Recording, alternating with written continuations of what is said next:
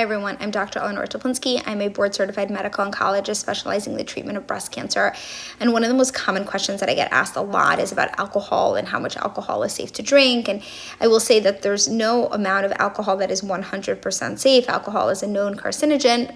But if people do want to have some alcohol, I typically recommend about 3 drinks per week on average or less. Now, we have some new information from the Pathway study. The Pathway study is a large study looking at lifestyle factors and outcomes in breast cancer survivors.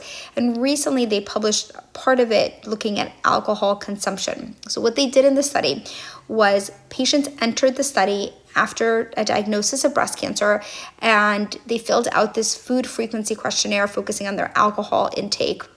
And this was about 2 months on average after a diagnosis of breast cancer. And then they filled it out again 6 months later.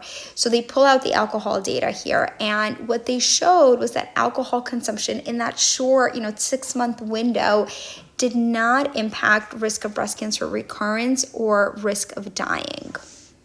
They also looked at risk of recurrence and death in obese versus non-obese women, and they found that in obese women, there was actually a lower risk of dying with alcohol consumption and a possible higher risk of recurrence, but not death, in non-obese women.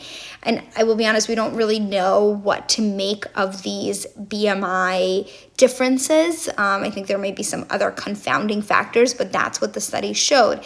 Now, it's really important to keep in mind that when you look at these studies, the way that they're assessing alcohol intake is they're asking patients to kind of think back, hey, how much alcohol did you consume over the last 6 months?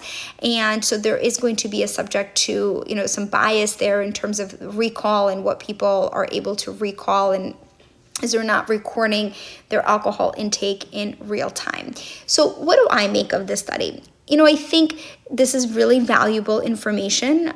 Very often, sometimes when someone is newly diagnosed, they tell me that they're, maybe drinking a little bit more alcohol, they're stressed, they're nervous. And so I think this is reassuring that short-term alcohol use does not increase risk of recurrence or death.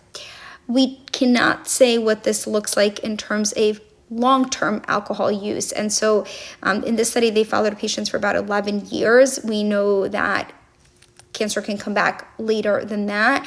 And we also know that 6 months of alcohol consumption is very different than 6 years of alcohol consumption, for example. So I am not changing what I recommend to patients, but I think this provides us a little bit of assurance that if you are having a little bit more to drink at the time or right after diagnosis, that is not going to negatively impact your outcomes, at least based on this study.